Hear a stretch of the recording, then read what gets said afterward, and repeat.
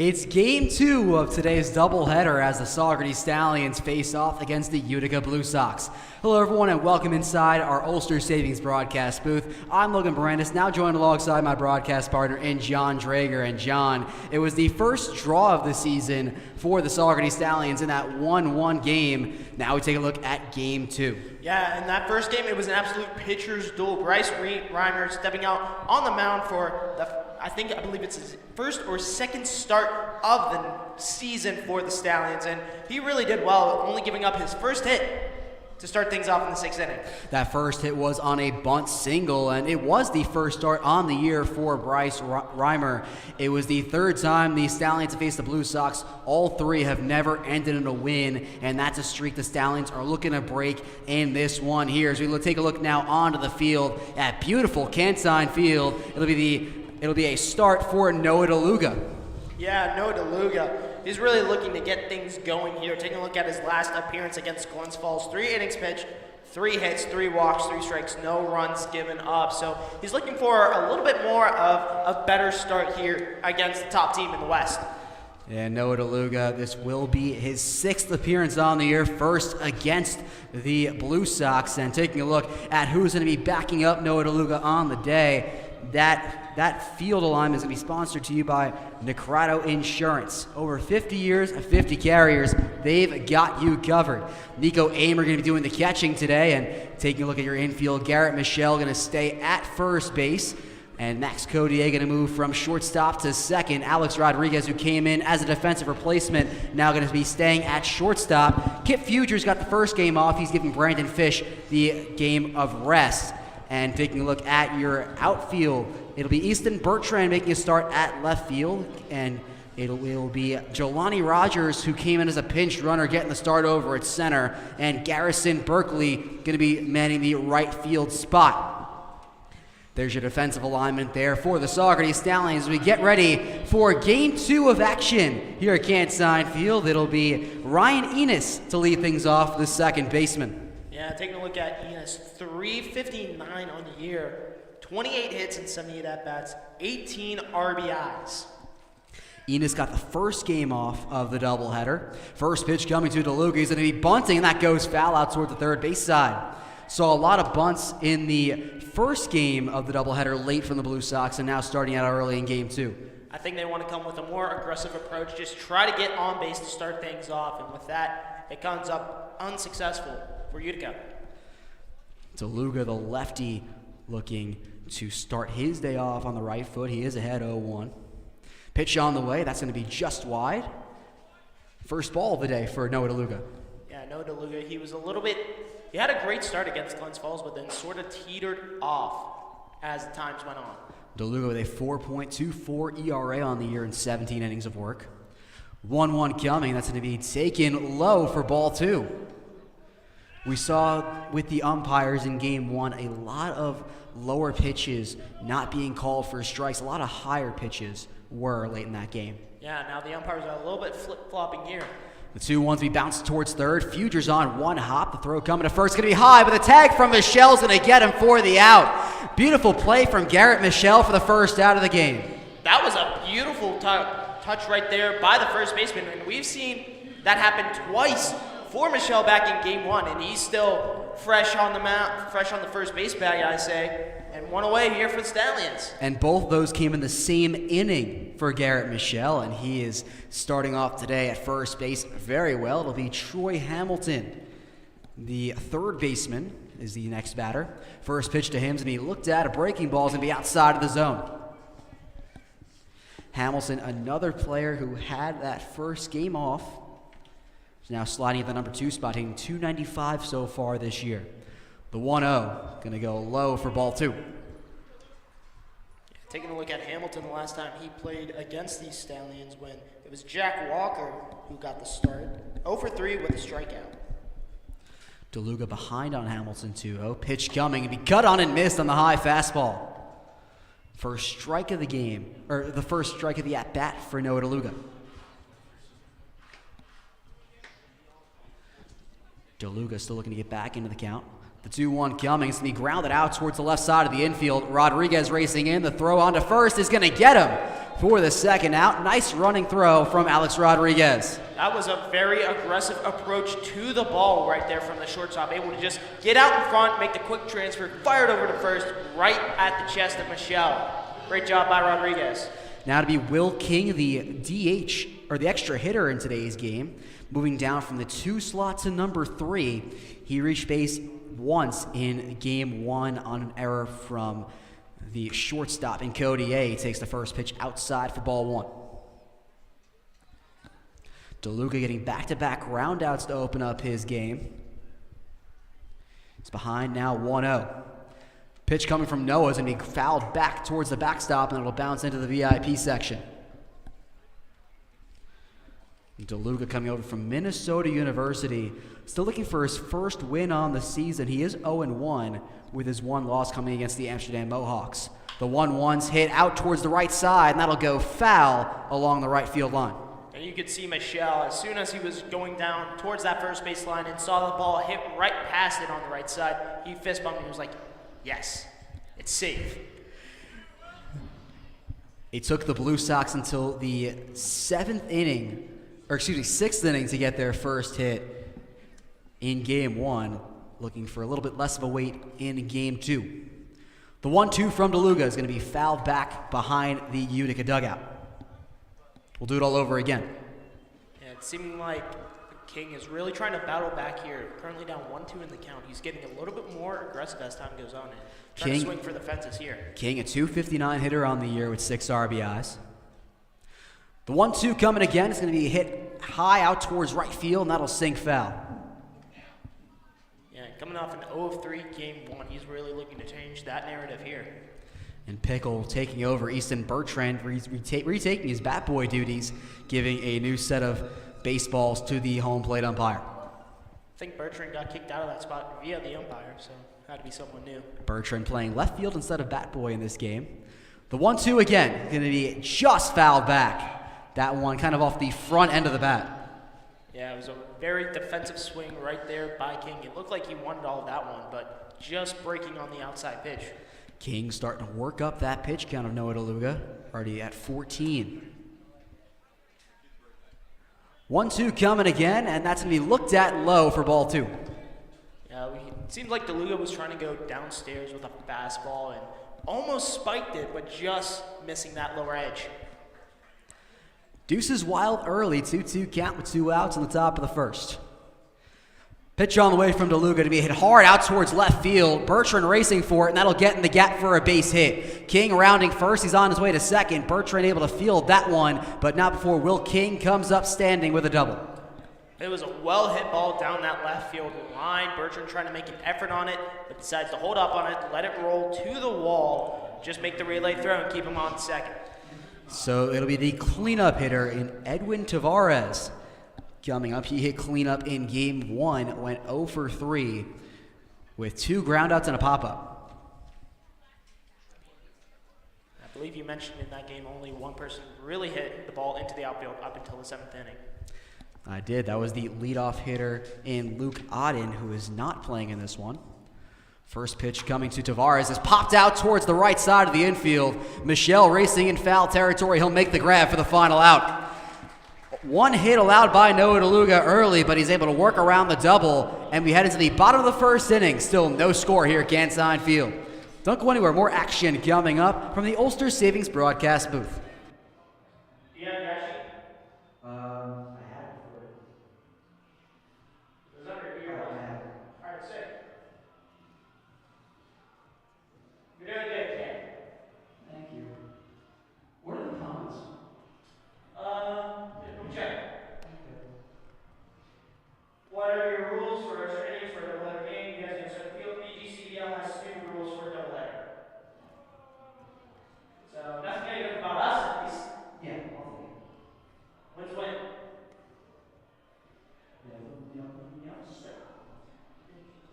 Ready? Ready. Saugerties Stallions baseball brought to you by Bob Garrick Septic. Honest, dependable, reliable. If you need it pumped out, call Bob. And by Diamond Mills. World-class amenities and refined luxury. Let's take a quick look at your Saugerties Stallions lineup, brought to you by Amatech, supplier to military and aerospace.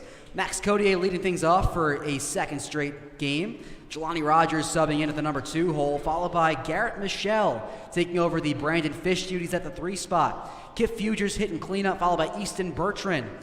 Brett Heckert going to play a second straight game. He will be at the number 6 spot. Garrison Berkeley and David Shackelford, the 7 and 8 hitters, followed by Alex Rodriguez at 9 and Nico Amory at number 10.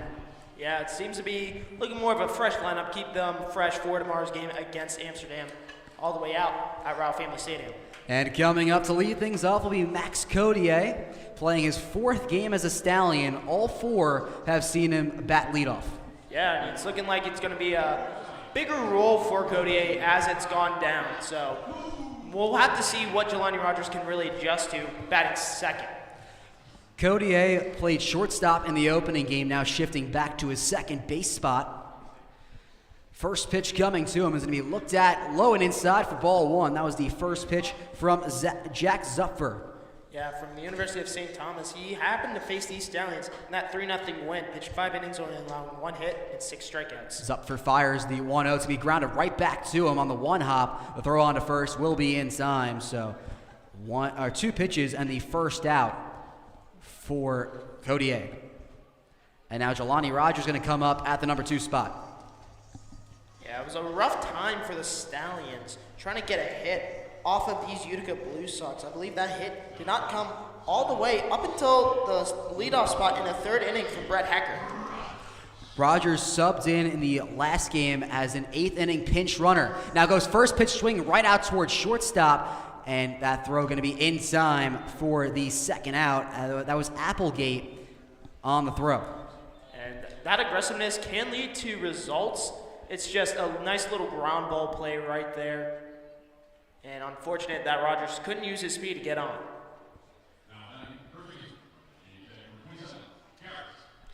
And now it'll be Garrett Michelle coming in as the number 3 hole hitter. It's been a quick 2 outs for Zupfer so far. First pitch to Garrett's going to be taken low for ball 1. Michelle played in the opening game, went 1 for 3 with a strikeout. That 1 hit came in extra innings to bring in a run. The 1-0 coming. Michelle going to take that 1 low for strike number 1. Michelle, you've seen him get a little bit more patient rather than using that uphill swing to try to get a hit off. 1-1 coming from Zupfer, and that one's hit hard out towards center field. Lee racing towards it, but he won't get there. It's a base hit. Garrett Michelle has hits in both of these games in the doubleheader, and the Stallions have a 2-out base runner. I think that's a good sign for Garrett Michelle. I mean, he's been talking about he was in a little bit of a slump. He tried changing his walk-up song, and so far, whatever he's doing, it's seeming to be working to a T. Now in comes Kip Fugers. The Indiana prospect sat out in game 1, now starting here at the cleanup spot. He looks at the first pitch outside for ball 1. Fugers has played in 7 games the Stallions so far, has hits in 6 of them. He's gotten off to a great start so far this summer. 1-0 from Zupfer is going to be taken low and outside for ball 2. Fugers went 1 for 4 with a walk in the last game he played on the 4th of July against the Dutchman. Yeah, and that came off a really rough stretch where he struck out in 5 out of his last 8 at-bats coming into the 4th of July game. 2-0 is going to be taken low once again for ball 3. So Fugers so far showing a lot of patience. Michelle leading off first with 2 outs in the bottom of the 1st. 3-0 on the way, and that's taken for ball 4. The 4 straight balls thrown to Fugers, and it's back-to-back base runners for the Stallions. Now it puts a runner in scoring position in Garrett Michelle. With how hard we've seen Easton Bertrand hit the ball, it could provide danger for Utica early. Big at-bat coming for Easton Bertrand, no longer a Minnesota athlete, now committed to Lipscomb University as of just a couple days ago. First pitch he'll see is going to be taken low and outside for ball 1. And Bertrand told us before the game, he was like, can we change where we're from? Because we normally announce the players and the college. Yeah, he seemed pretty excited to be going to Lipscomb, so congratulations to Bertrand. He's ahead 1-0 and swings at that pitch, and that's fouled out towards the backstop. Count even. Yeah, we've seen a bunch of college coaches come out to Cantine and really try to take a look at the prospects. One specifically was Pepperdine. He was trying to look at Easton the entire time and was a little bit impressed from what he saw. I mean, he did go out take a visit to that university just recently. Bertrand came in game one as a pinch runner. Count even at 1. Pitch coming. Bertrand going to ground that one out towards short. Applegate going to flip it on to first, but it's dropped. The error from the second baseman in Enos keeps the inning alive for Brett Heckert. I want to see it. They're going to rule that one an error right there, Logan. I'm completely shocked. That could have been an inning ender right there, but the Stallions get another lifeline. It will be called an E4 on the second baseman, Enos, and the inning stays alive now for Brett Heckert. Here's that two-out magic that we like to say in the Ulster Savings broadcast booth. First pitch coming from Zupker. Heckert going to look at that one for a called strike 1. Heckert played in game 1, went 0 for 2 with a walk. Was subbed out as a pinch runner when Alex Rodriguez came into the game. The 0-1 on the way, and that one's high for ball 1. Michelle on at third, Fugers on at second, and Bertrand on at first with 2 outs in the bottom of the first. 1-1 on the way, and that's going to be looked at for a called strike 2 on the fastball. Heckert yet to swing the bat. And it seems like the Stallions are kind of repeating history from their last game 2 against Utica, scoring first in that first inning. Zupfer looking to end things in the first inning. 1-2 upcoming. That's hit hard out towards the right side of the infield, and that gets through for a base hit. Michelle in to score. In comes Fugers, and he'll get in standing. It's a 2 RBI single for Brett Heckert, and the Stallions are ahead early. Wow, that ball was hit perfectly right past the glove of Enos, and now they're trying to storm back after what should have been a Stallions walk-off win in game 1. It's 2-0 Saugerties Stallions, the first time so far this season they've scored before the 7th inning against the Utica Blue Sox. And that's a huge score right there for Utica. And now Garrison Berkeley coming in for the Stallions. He also played in game 1, but was 0 for 3 with a strikeout. Looking to follow up his 6 RBI game against the Dutchman. Runners on first and second with 2 outs. Zupfer looks back at second. First pitch coming to Berkeley. That's high for strike 1. It's a big hit for Brett Heckert to open up the scoring early. And that's exactly what you want to see if you're Colin Martin.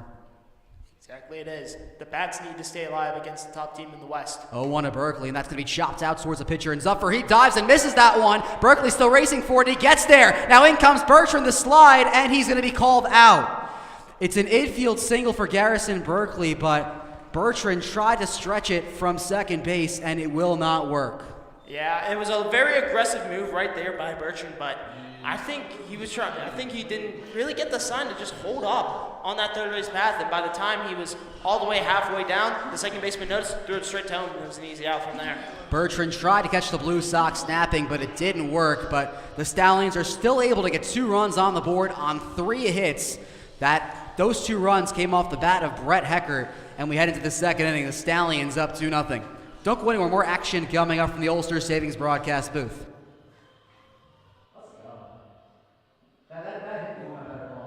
Oh, absolutely. I'm just going to turn down my thing because my ears are bleeding.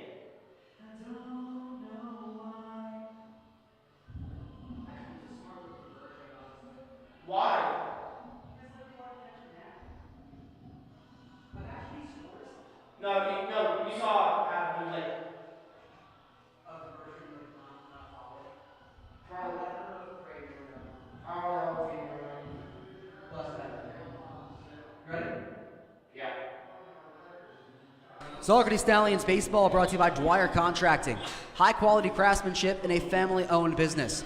Efros Orthodontics, the smile provider for your Saugerties Stallions. And by Emerson Spa, a hidden treasure in the Catskills.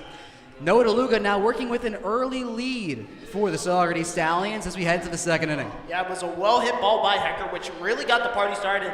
That 2-out magic really set things up. And now working with a 2-run lead, heading into the top of the second in a 7-inning game, could really provide some damage. Yeah, that hit from Brett Heckert was all set up by some fielding miscues from Utica. The error from Ryan Enos on a pretty easily dropped ball flipped to him by the shortstop Applegate. And now the second inning going to open up with a bang as the K-Man coming up. It's Lucas Schramm. Schramm, he did hit at the 5 spot in game 1. Went 0 for 2, was hit by a pitch, did not strike out. First pitch he'll see from DeLuga is going to be high for ball 1. Yeah, Schramm at 246, 17 strikeouts on the year. The only person who has more, Chris Fernandez with 30. Hernandez played in game 1, out for game 2. 1-0 coming. That's going to be in the dirt for ball 2. Yeah, it seems like DeLuga's really trying to play with that outer half to lower half right there. Not really trying to go up and in, just trying to make sure Schramm reaches on his pitches. DeLuga sets, fires 2-0, cut on and missed for strike 1. DeLuga 33% of the way there for 2 for 1s. It's a good start right there. Schramm kind of fell a little bit behind on his swing as he was expecting off speed rather than fastball. Schramm, 245 hitter on the year, has 8 RBIs with a home run. The 2-1, that's going to be fouled back into the first base side, and there's the 2-2 count. And people are slowly foaming at the mouths. Another early 2-for-1 special here in Saugerties could come to fruition. It's a lot more fans compared to game 1, but some fans have been waiting for this moment all day. Count even at 2. DeLuga delivers. That's going to be fouled back over the dugout. And we'll do it again. It seems like Schramm, he really doesn't want to stay. He doesn't want to go to the dugout early. He really wants to stay in, try to get a leadoff hit to really help out his squad. The lefty looking for his first strikeout today as a slow collapse come from the bench. 2-2 on the way. That's going to be taken low for ball 3. And you could hear the oohs and the ahs from the crowd. They thought that was just catching that lower edge. DeLuga just missed low with that pitch. Slow collapse coming again from the bench. Full count pitch coming. That's going to be fouled back into the netting. This is a similar situation that DeLuga found himself in the first inning with Will King. A long at bat trying to wear down his arm. Foul tip after foul tip. Sooner or later, it was a rocket down that left field line for a double. DeLuga's pitch count already in the mid-20s. Still looking for his first out in the second. Drake Quinn trying to start up the slow collapse. Now it's starting to gain some traction. Full count pitch coming. That's cut on and missed for strike 3. There's the 2-for-1s at Cantine, and there's your first strikeout for Noah DeLuga on the day. Right there, you can just hear the joys of elation from the VIP section. I think a good part of that was from our boss at Kevin Hitchie. DeLuga's first strikeout couldn't come at a better time. There's one away in the top of the second. Now Clark Burrows coming up for the Blue Sox. Burrows hit DH in the last game and goes first pitch swing. That's going to be fouled right back at the catcher, Amory. Yeah, it looks like that happened to hit his groin in the leg area. And I feel like our music man, Kyle McMullen, should play the certain soundtrack. Burrows went 0 for 2 with a walk and a strikeout in game 1. He's also hitting 6th and DHing in this game. He's behind on DeLuga 0-1. DeLuga fires. That's going to be grounded out towards shortstop. Rodriguez circling in. Throw on to first in time for out number 2. Yeah, it seems like Rodriguez, he had a little bit of trouble in some games where he couldn't really find the glove or the chest of Michelle, but he was able to really hone in and get that going. Now it'll be Ryan Maka. Maka, the lefty, hitting .225 so far this year.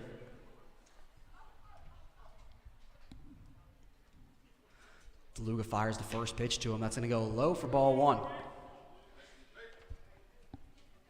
Maka did play in the first game as a right fielder. Went 1 for 3. Had a single late in that game in extras. The 1-0 is going to be looked at inside for ball 2. Maka also playing right field in this game as well. He has 10 RBIs so far on the year. DeLuga behind in the count. 2-0 coming. That's going to be popped foul out towards the left field side. And it seemed like he was just a little bit behind on his cut right there. Just was expecting a little bit something more off speed. Lefty on lefty matchup here in the second inning.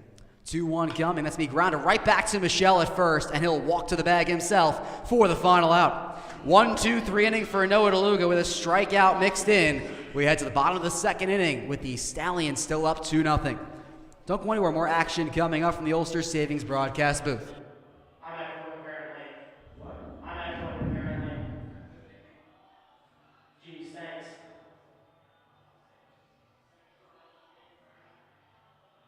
Double header Friday night against Boonville / Adirondack. It's Boonville now. It's not Boonville Baseball Club, just so you know. The Trailblazers are now Boonville Baseball Club.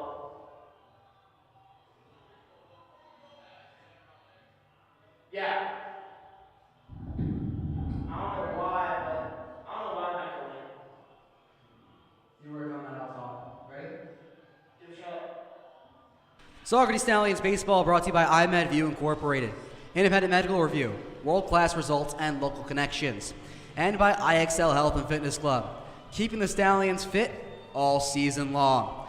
We head now to the bottom of the second inning with the Stallions looking to tack on some more runs to add on to a 2-0 lead. Yeah, and they looked like they really got out in front on Jack Supper. I mean, taking a look back at his last performance against the Stallions in those 5 innings, gave up 1 hit. Now he's given up 3 with 2 runs. And Zupfer allowed 3 hits in that first inning, and it could have kept going had Easton Bertrand not been thrown out at home. No, absolutely. It was a little bit too aggressive for the now Lipscomb commit. He was surrounding third, trying to catch Enos lacking, catching him sleeping in the field, but the awareness was there. He made the throw over at home, and the tag was applied. It'll be 8, 9, and 10 coming up in the second. David Shackelford leading things off. First pitch coming from Zupfer's going to be high for ball 1. Shackelford did play in game number 1, went 0 for 3. Had one of those 2 pop-ups with the Stallions trying to take the lead in the 8th inning. The 1-0 can be cut on and missed for strike number 1. But first it was Mackle who had that pop-up, and then Shackelford with 1 out and 2 on had the second straight pop-up to the second baseman. Yeah, and then Mackle missed those 2 bunt signs by third base coach Adam Gray. 1-1 on the way to Shack. It's going to be looked at right down the middle with the fastball for strike 2. Shackelford 0 for his last 7 after a 2 for 2 game against the Outlaws on July 2nd. 1-2 on the way. That's looked at just low, and Shack stays alive. And you can see Reinertson really trying to frame that one. He went low, caught it, and then tried to bring it back up, but the umpire was like, no, that's a ball. It was framed pretty well by Reinertson. Just didn't get the call he was looking for. Not at all. 2-2 on the way. It's going to be cut back and fouled into the backstop. We'll do it all over again.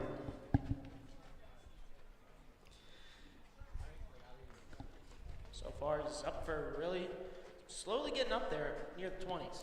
2-2 again, going to be bounced in for ball 3, so Shack has worked it up to a full count. And heading into this game, Zupfer had a 1.50 ERA with 21 strikeouts in 18 innings, but the Stallions have figured him out early. Full count on the way. Shack can hit that one hard out towards center field. Lee racing back right in front of the warning track. He'll make the grab for the first out. Yeah, it seems like the Stallions are able to just pounce on these hitters and drive the ball out, and sometimes it just dying down right near the end. Now to bring up Alex Rodriguez, the shortstop for the Stallions. He came in as a pinch runner for Brett Heckert late in game 1 and stayed in as a defensive replacement at the shortstop position. Now getting the start for game 2. First pitch coming to A-Rod, and that one's going to cause a little chin music, and he bounces out of the way. A-Rod riding a 2-game hitting streak into this one. Had 3 hits and an RBI against the Dutchman. The 1-0 right down the middle for strike 1. And A-Rod, he was going to be the player of the game before Garrison Berkeley had that 3 RBI triple in the 8th inning.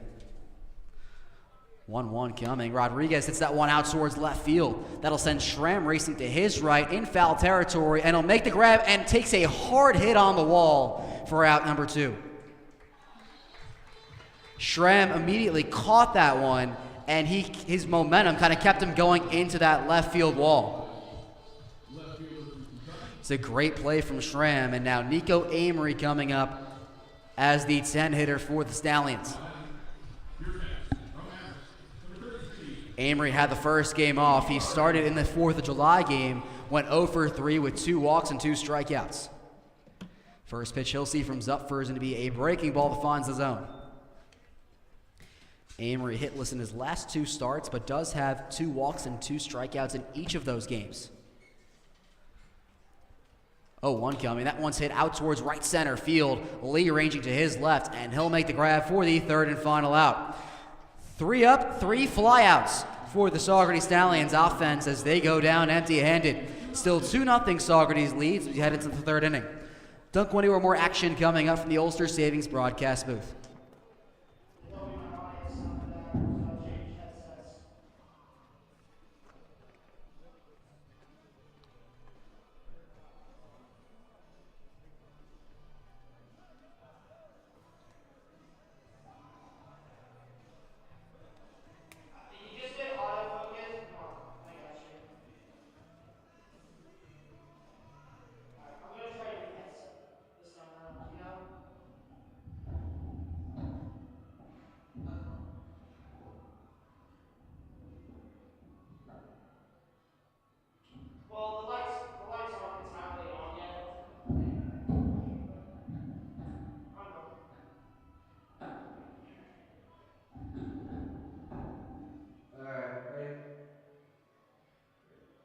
Saugerties Stallions baseball brought to you by J. Mullen & Sons Construction, Hudson Valley's trusted contractor for over 25 years.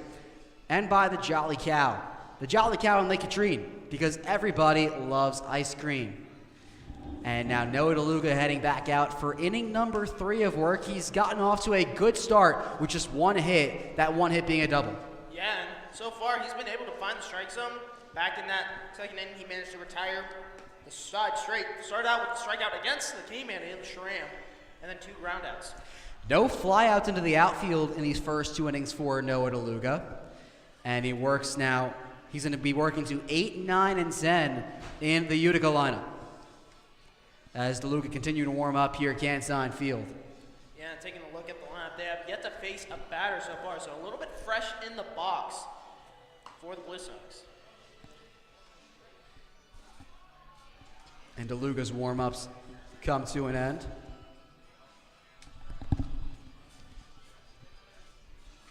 And leading things off in the 8th inning will be Carson Applegate, the shortstop. Applegate had the first game off.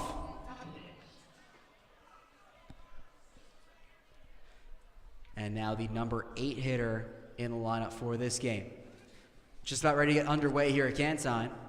First pitch coming from DeLuga to Applegate's going to be inside for ball 1 of the breaking ball. And it seemed like DeLuga was really trying to work that inside edge on Applegate early on, making him push off the plate. DeLuga behind early on Applegate. The 1-0 going to be chopped over to the left side of the infield. Fuger's on a hop. Throw on to first in time for out number 1.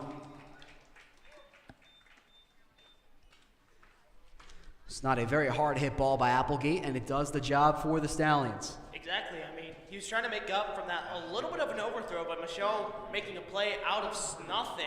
Fuger slowing down the tempo and just firing it right to his chest.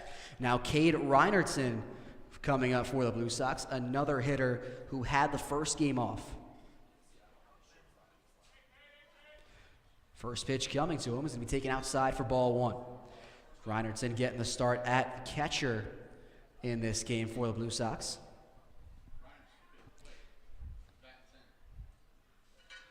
.1-0 coming from DeLuga to be popped up out towards the right side of the infield. Michelle racing up, and he'll get the grab for out number 2.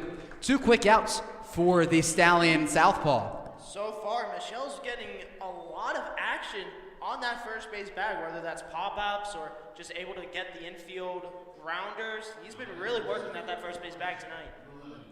Now Avery Lee, the number 10 hitter, coming up for the Blue Sox, also had game 1 off. He's playing center field in this one.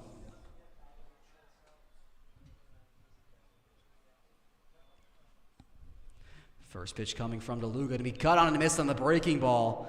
Found the lower part of the zone.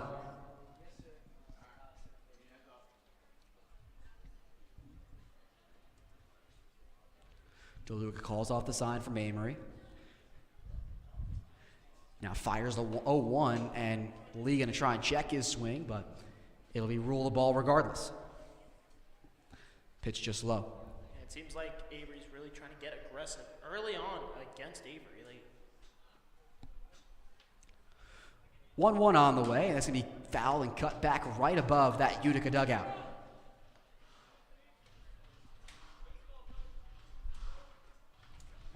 So DeLuca has Lee in that 2-strike hole, looking for strikeout number 2. DeLuca looking for another quick inning here in the third. 1-2 on the way, and that's going to be grounded right back to DeLuca. He'll underhand it himself for the third and final out. But a hot shot right at the Stallion pitcher, and that's out number 3. Cat-like reflexes for DeLuca. Wow, quick thinking. And that's going to end things. Another 1-2-3 inning for Noah DeLuca. We're heading into the bottom of the third. Stallions still up 2-0. Don't go anywhere. More action coming up from the Ulster Savings broadcast booth.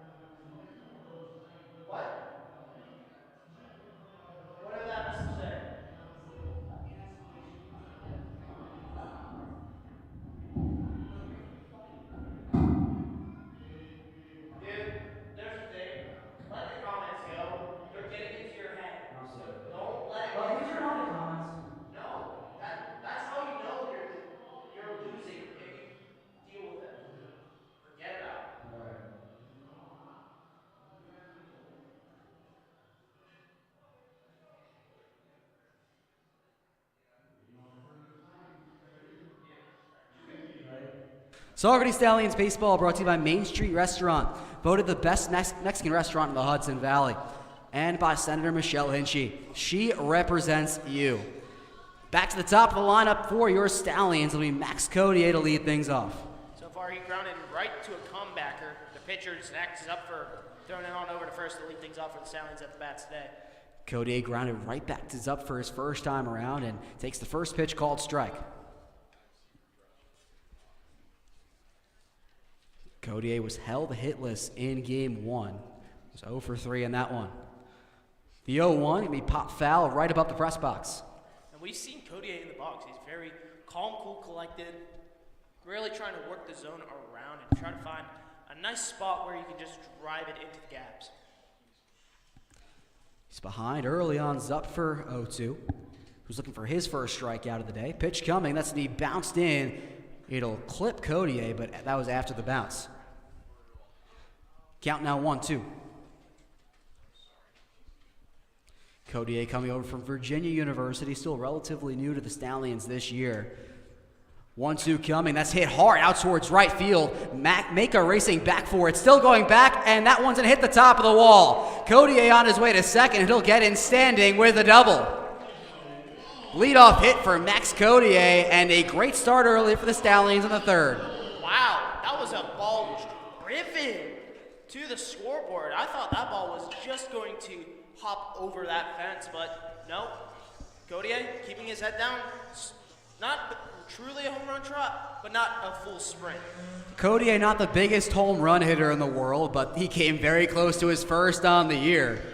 Leadoff double for the Saugerties Stallions and to bring up Jelani Rogers. Rogers grounded out to shortstop. The shortstop in Applegate his first time around. He's 0 for 1. Corner infield playing in. Tavares playing right at that first base bag.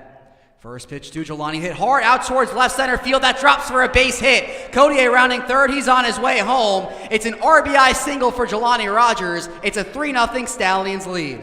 Wow, that was a well-hit ball by Jelani Rogers.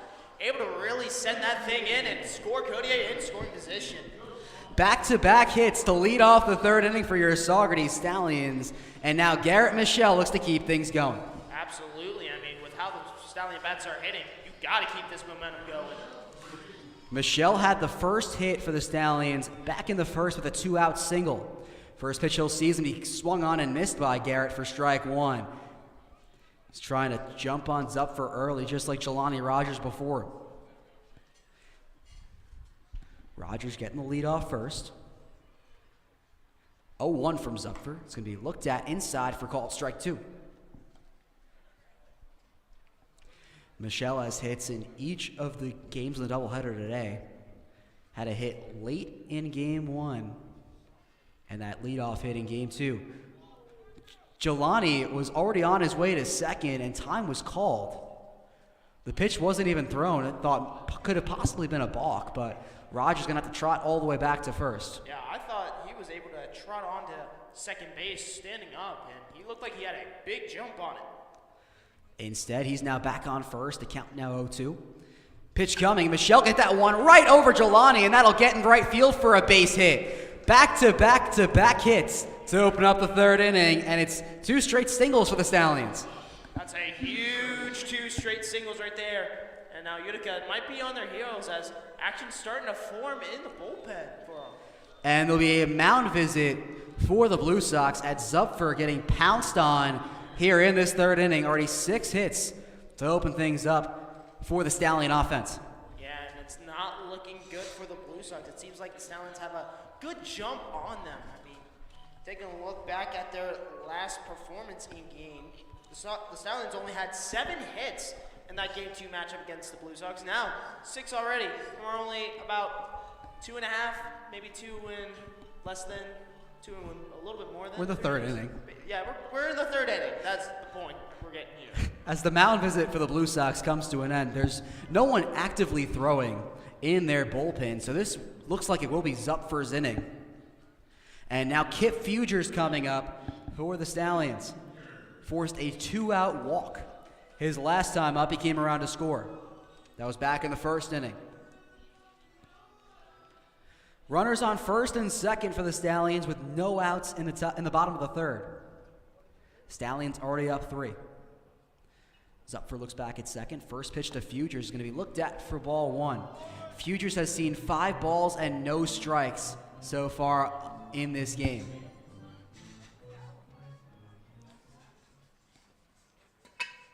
Zupfer looking to find the zone.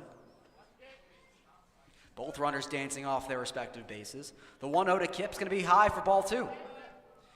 Fugers is one of the more patient hitters on the Stallion team. In high school, he set the single season record for walks.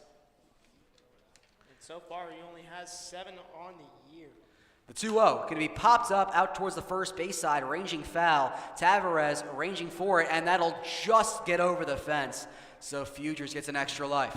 Yeah, we've seen how the Blue Sox have been pursuing the ball, just able to try to take a run after it, try to make the catch. It's so far unsuccessful attempts.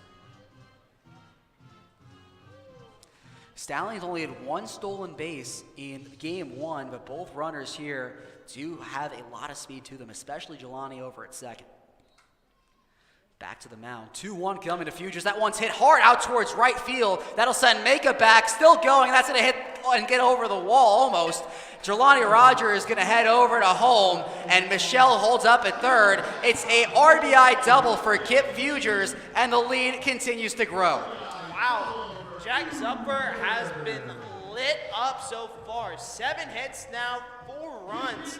And it's looking that it's going to be a Kip hooray from the PA announcer, Rob Vanderbeck. So it's 4 straight hits to open things up in the third for the Stallions. And now with 2 runners in scoring position, Easton Bertrand looking to put this one out of reach early, you could say. Oh, absolutely. First pitch coming to Easton, a breaking ball going to just go inside. Bertrand was able to reach on an error to the second baseman, Enos. His last time up was thrown out trying to go to home. 1-0 is hit hard out towards left field, and that just gets down for a base hit. Schramm couldn't make the dive. Michelle on his way home. He'll score standing. It's an RBI single for Easton Bertrand. It's now 5-0 in the bottom of the third. Wow. The Stallions are really getting things going here. They thought they managed to get a little bit off plate in that first game, and Straight off the bat, no pun intended, hit after hit after hit. It's a patented Bertrand bullet for the Stallions, and he keeps the action going. 8 hits for the Stallions in these 3 innings, as now action ramping up in that Utica bullpen. Brett Heckert gonna bat now for the Stallions. First pitch he'll see is gonna be outside for a called strike. Heckert hit that 2 RBI single his last go around in the first. Now hitting with runners at the corners and still no outs. As Zupfer gonna step off the mound, keep the runners where they are. Bertrand, also someone who does have a lot of speed to him. He came in as a pinch runner last game. The 0-1 is gonna be a breaking ball that finds the zone. That hit from Heckert was a huge one to really open up things for the Stallions. Yeah, and from there on out, you now see it on the scoreboard. 3-run spot in the bottom 3 frame. Zupfer looking to finish off his first hitter in the third. 2-0 coming to Heckert, 0-2, and that's gonna be fouled back, and now it's still 0-2. Yeah, I mean, Heckert, he's swinging for the fences. He knows that they figured out Zupfer, and they're trying to get him chased off that mound. Heckert now with 13 RBIs on the year. It's ranking towards the top of the Stallion leaderboard. Futures on at third, Bertrand at first. 0-2 again coming to Heckert. Bertrand on the move. That one's hit hard out towards the left side of the infield, and Hamilton able to throw out Heckert, but that hit and run worked to perfection as Bertrand able to advance to second on the force. Yeah, I mean, able to put 2 runners in scoring position with how well you've been hitting the ball, it could be a huge swing of momentum, especially with all the momentum you already have. And now Garrison Berkeley coming up for the Stallions. He had that infield single his last time up in the first, but it was an inning-ending infield single due to the base running miscue from Easton Bertrand. First pitch coming to Berkeley. A breaking ball finds the zone for strike 1. Runners once again in scoring position for the Stallions.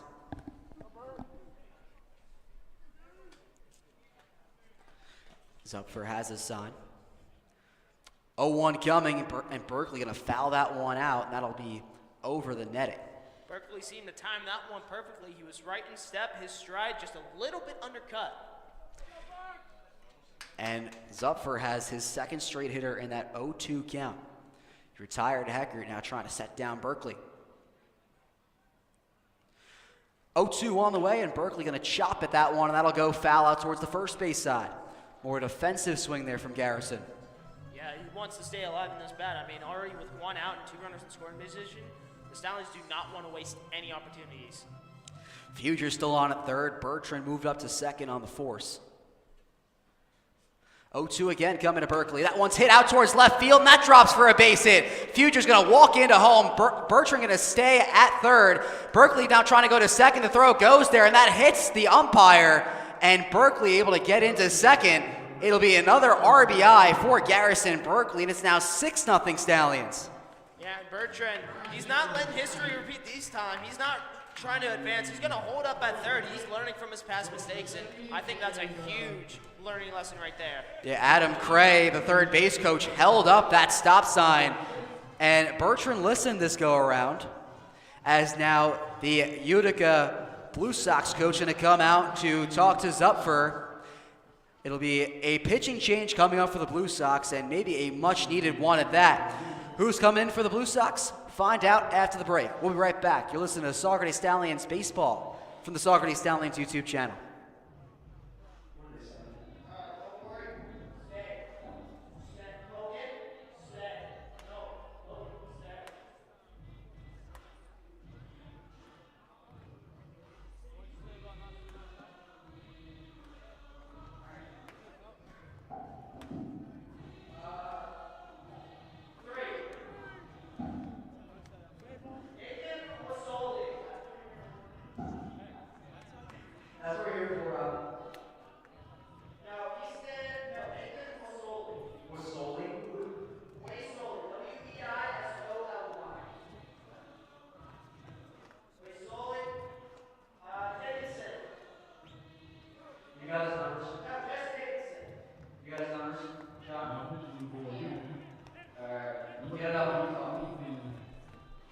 Pitching change coming up for the Utica Blue Sox as Jack Zupfer's day is done, and now Nathan Waysoli coming in. He's from Dickinson University, and the lefty still in a bit of a hole he has to climb out of. Yeah, and a little bit of a rough start for him considering this is his debut in a Utica Blue Sox uniform. So with one out, runners in scoring position, he's in quite the jam he needs to get his way out of. The Stallions have played 4 games against the Blue Sox, with this being the 4th. This is the first time they've really pounded on the Blue Sox early in a game. They're 0-2-1 against Utica heading into this game, and they're firing on all cylinders right now. Everything's going right for the Stallions early on, and with 2 runners in scoring position, they have a chance to keep going. Yeah, so far, other than that second inning where they went 1-2-3 in the bottom of the order, which is coming up with David Shackelford facing Waysoli, it could seem like it's going to be a Stallion rally. This time with no outs and 1 out. All but 3 Stallions have reached base so far in this game, and the only 3 not to do so are the bottom 3 hitters, starting out with David Shackelford. Yeah, David Shackelford, he flew out to center field, so he had some oomph on his fly out. It was leading Lee all the way back towards the warning track. It was a hard hit ball out towards center field, which found the glove of Lee at center field. Bertrand still on at third. Garrison Berkeley on at second after his single. First pitch coming from Waysoli is going to be a breaking ball that just misses outside. Waysoli, a lefty, just like Noah DeLuca for the Stallions. Yeah, it seems like Waysoli, he's really going to start off on a breaking ball, so when that fastball comes, it's going to look a lot faster than it really is. 1-0 coming. Shaq going to take that one inside for ball 2. And you have the lefty on the mound. The next 3 hitters for Saugerties, all righties. Advantage Stallions. Yeah, and including Shackelford. I mean, Codier, I believe he's a lefty. Codier is a lefty. 2-0 coming. Shackelford going to hit that one out towards third. Both runners going to stay where they are, but he bobbles the ball. The throw on to first is going to be not in time. Now Bertrand's on his way home. The throw goes there, and he gets in safely. Perfect base running for Easton Bertrand on that bobble from Hamilton at third. It's now 7-0 Stallions. Wow, what a mess up right there by the Blue Sox. Able to just bobble it right there. Troy Hamilton, he thought he had it. It slipped right from there. It was a scramble, bad throw. It was a disaster from that moment on. Bertrand learning from past mistakes. He's able to score on that one, and will certainly be an error for Hamilton. And now Berkeley was able to move up to third on that one as well. Alex Rodriguez coming up for the Stallions. He flew out to left field his last time up. First pitch on the way to A-Rod, and that's going to hit him. That hits him right in the left side, the left kind of chest area, and now the bases are loaded. Uh-oh, and that's going to bring up Nico Emery. And we've seen him in batting practice really just send the ball into the outfield. Just looking at his physique, his stature, it looks like he has a lot of power behind him. And a brand new walk-up song, he came up into the booth saying, the old one wasn't working, let's try a new one. And this is his shot to prove us. This is his chance. He's 0 for 1 so far with a fly out to center. Berkeley on at third, Shaq on at second, A-Rod at first. Still 1 out. First pitch from Waysoli. Amer going to pop that one foul. Tavares trying to racing towards that first base side, but that drops in right in front of the Amsterdam dugout, actually. Yeah, right in front of the Utica dugout. That's what I mean. Yeah, the same thing, I mean. Yeah, one's first in the east, one's first in the west. I get that, but one team's red, one team's blue. Right in front of the Utica dugout. The opposition dugout. The opposition. I could have said that too. You could have. Grammar, kids. The Mercy Rule run now on at first, by the way. I don't think it would end after 3. I think they still have to play 5 innings. They would have to play 5, Louie. Amory down to the count 0-1. Pitch coming. That one's hit out towards the left side, and that gets through for a base hit. Bertrand able to score. In comes Shackelford. Rodriguez on his way to third. It's a 2 RBI single for Nico Amory, and the pounding keeps going for the Stallions. It's now a 9-0 lead. Wow, 7th spot on the board. The Ponies are definitely rolling right now, and I believe we've batted all the way around. We have. And it's going to be Max Codier batting for the second time this inning. He led things off with a double. 9 of 10 runners have reached base in the third. Heckert was the only one not to reach on a ground out. There's runners at the corners for the Stallions, and I don't think the Ponies have ever rolled harder. Oh, not exactly at all. We've seen like 5-run innings, but not 7. Wade Soley still looking for his first out as a Blue Sox. First pitch coming to Codier, breaking ball that Codier was well ahead of.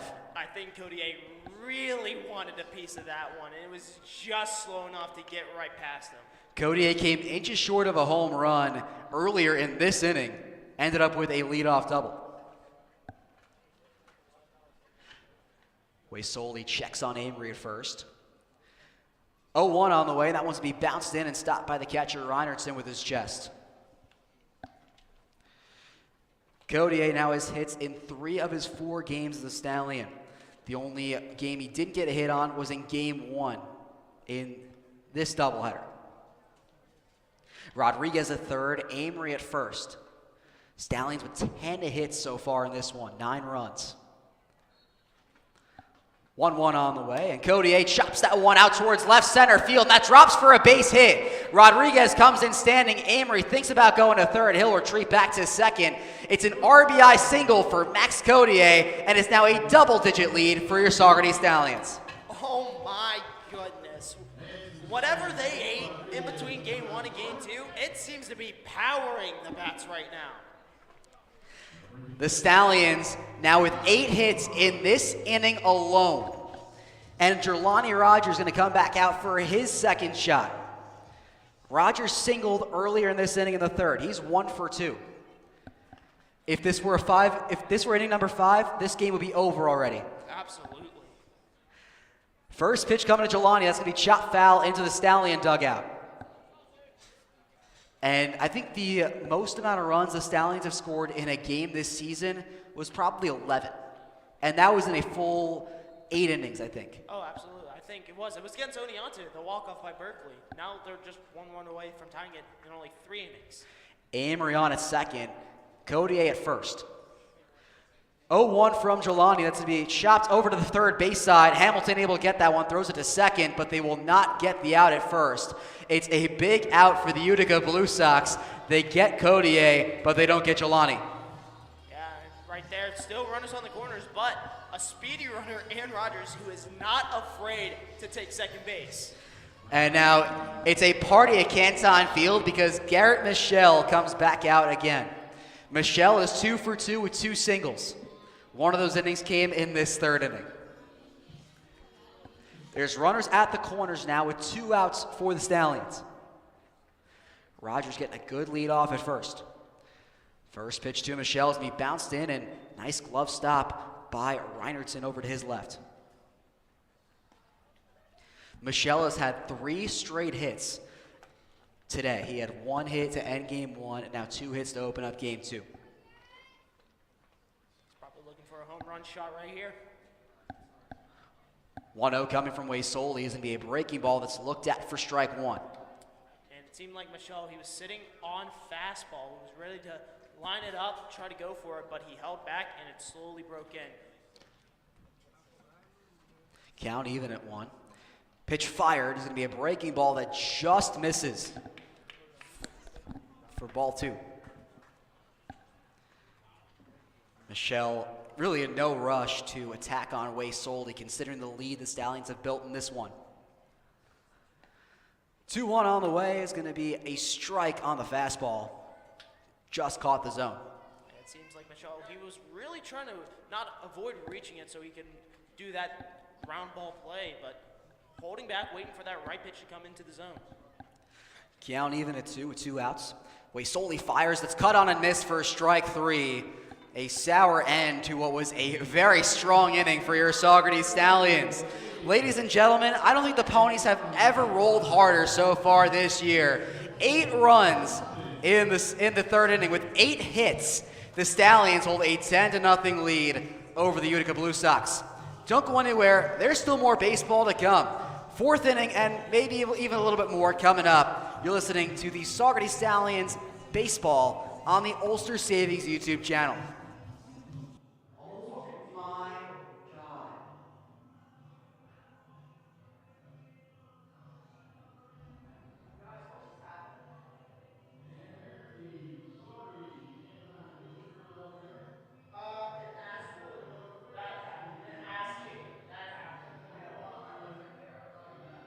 Hopefully the audio isn't too echoey.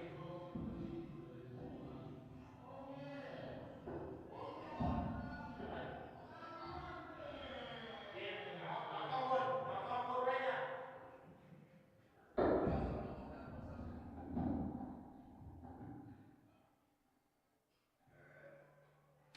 Saugerties Stallions baseball brought to you by Mike Yanta, Custom Masonry and Excavation, and by Mirabella's Restaurant.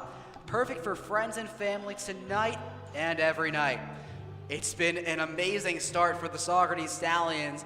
10 runs, 11 hits after a game one in this doubleheader where runs and hits were really hard to come by, John. Oh, absolutely. I mean, I believe it was 1-1 the final score, and both those runs came in the 8th by the international tiebreaker with the runner on second. And wow, 10 runs here. Stallions came out of the break in between games following that tie, and they came motivated and ready to play. Oh, absolutely. I think whatever Coach Martin said in that huddle in between games 1 and 2, they must have taken it not with a grain of salt, but probably with like everything they have in the salt truck, I'd say. And whatever Chef Dave was cooking up downstairs and the Stallions were chomping on before the game, it must have paid off, or there must have been something in that really helped out the Stallions in this one. Maybe some Michael's secret stuff. It's going to be top of the Utica lineup to lead things off, very similar to the top of the third, or bottom of the third for the Stallions. Fourth inning leading off with Ryan Enos, and first pitch from DeLuca going to be low for ball 1. Enos grounded out to the third baseman Fugers to open things up. 1-0 coming to Enos, going to be taken low for ball 2. There's another thing, John, to this game 2 of the doubleheader. Guys like Brandon Fish, Jake Skrine, who have been big bats for the Stallions this year, they're out, and the Stallions are still doing this. Absolutely. That just shows the power that they have behind the bats in all assets. The 2-0 is going to be chopped off Enos. Looks like that kind of got the lower part of the body. But he's able to get up okay. And it's going to be a 2-1 count now coming to Ryan as he still continue to walk off that hit.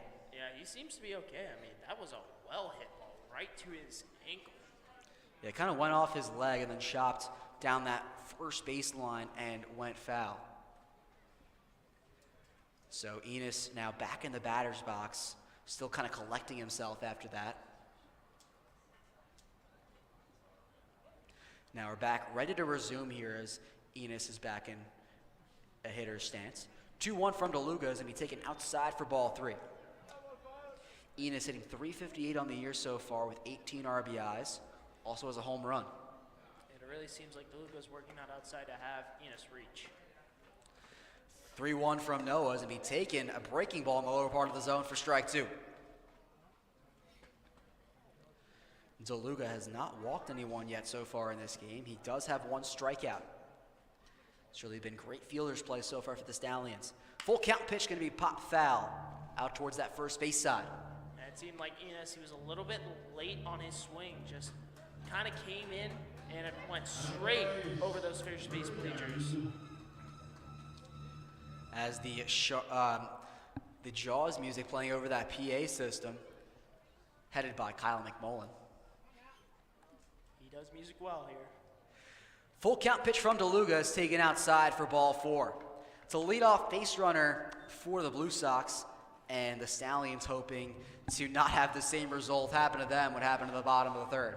Yeah, DeLuca, he fought his way back into the count, making it 3-2, but just a missed pitch on the outside, and I think Rich Doobie's really going to have a talk with him to make sure he can really hit that outside corner.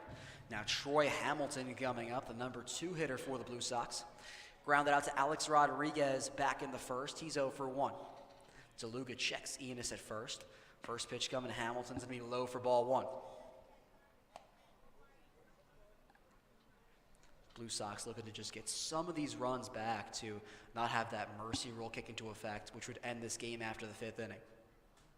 Or I guess midway through the 5th inning. DeLuca behind in the count, 1-0.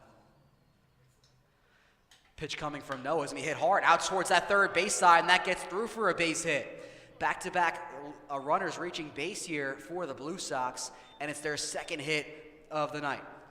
Yeah, it was a well-hit ball. Fugers really trying to make the diving attempt, but just getting past that mid of his. And now to bring up Will King, the extra hitter. Before the at-bat from Hamilton, King had the only Utica hit. It was a 2-out double back in the first. Runners on first and second for the Blue Sox. Still no outs in the top of the 4th. DeLuca has his sign. Checks the runner at second. First pitch coming to King is going to be taken in the dirt for ball one. DeLuca had a lot of time to rest in between that 3rd and 4th inning. You kind of wonder if that's playing into effect here. And that was a little bit of an in-between as well. He had struggled in that second game against Oneonta in that doubleheader back here in Canton.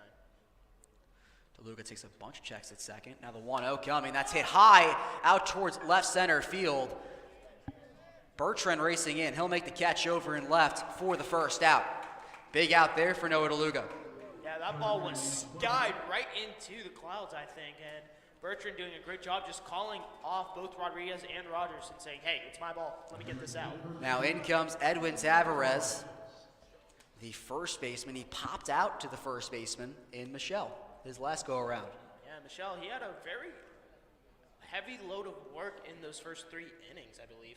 Other than pop-outs and hits and strikeouts, he mainly had the ball gotten to his glove.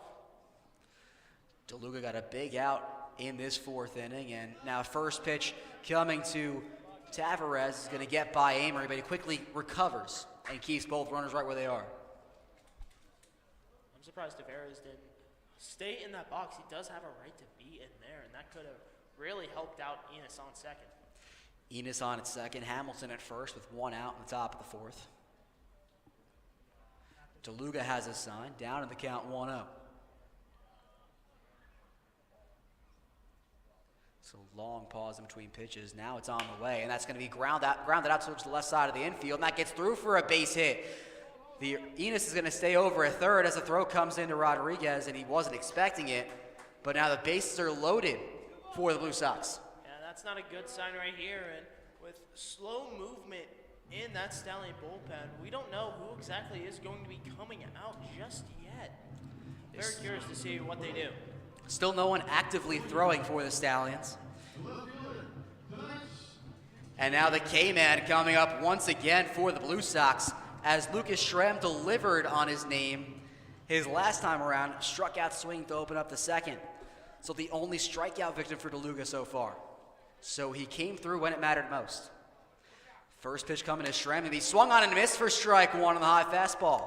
That's a good start, Logan. DeLuca's velocity has not wavered so far now in this 4th inning of action. DeLuca's thrown about 50 pitches so far in this one, now at 51.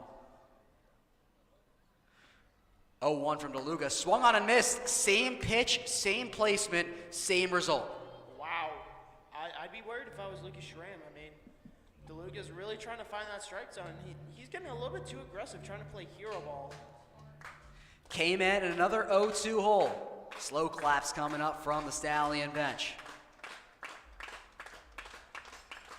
0-2 from DeLuca is going to be taken just high for a ball. That one maybe just a few inches higher than the other two pitches. Yeah, I think Schramm knew that. He wanted to stay back on that one and let DeLuca make the mishap. DeLuca still in a good pitcher's count. 1-2 on the way. That's hit hard out towards left field, but right at Easton Bertrand for out number 2. Now he comes up, throwing over to home. The throw is going to hit the runner in Enos. It was on target and on time, but it's going to be a sac fly for Lucas Schramm, and it is 10-1. Yeah, that's just an unfortunate mishap right there. Enos having that ball hit his leg. A great laser by Bertrand. And now the Stallions still have some work to do at the bats if they want to end this early. If that throw was maybe a little bit out of Enos's way, it was on time, and all it would have taken was a good tag from Amory to end the top of the fourth inning, but instead, the Blue Sox get their first run in the top of the fourth. And now it's going to be Clark Burrows coming up for Utica.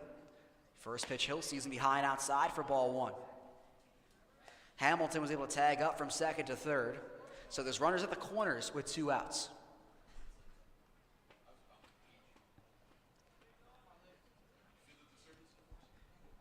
DeLuca checks the runner at first. 1-0 coming to the DH. That's pop foul right behind Nico Amory, but that'll leave the field of play. Yeah, and Amory, he was setting up like he was like, I'm about to go get that, but that flew way over the grandstand. Yeah, it flew a country mile. Probably up over the mountains. The mountains are on probably the other side, the Catskill Mountains. There are probably mountains on the other side of the field. There could be. 1-1 from DeLuca is going to be just wide, well wide actually. Yeah.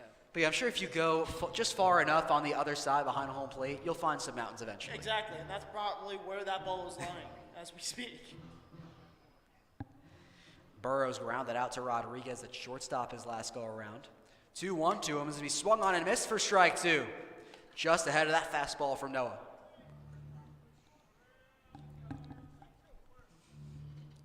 DeLuca looking for his second strikeout of the short day. Slow claps coming from the VIP section.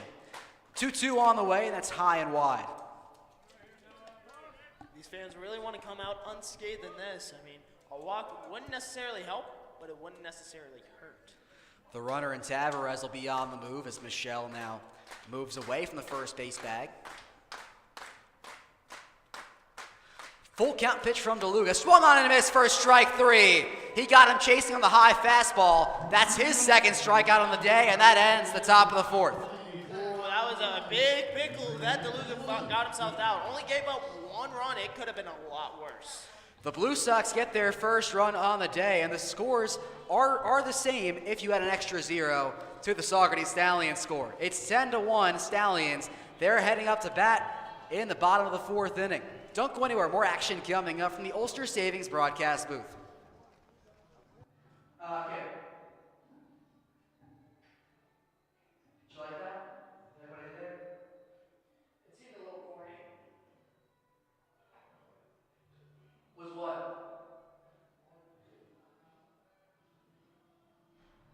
I can hear me. Any new comments? No. No new comments.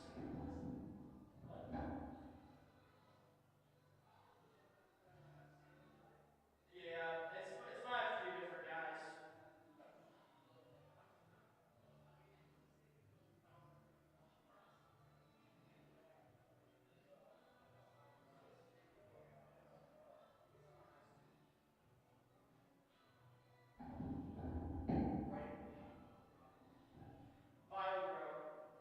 Saugerties Stallions baseball brought to you by Montano's Shoe Store. The best athletes were the best from Montano's. And by Peak Trading.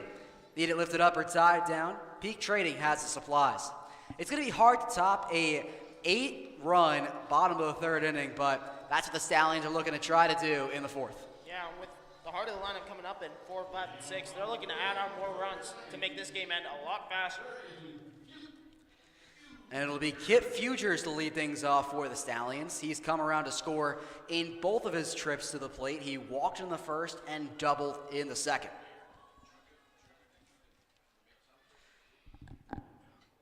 Waysoli back out there for the Blue Sox.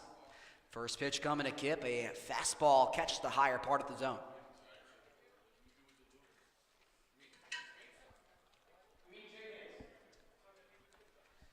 Fugers down early in the count, 0-1. Pitch coming from Waysoli, and that misses on the fastball just wide.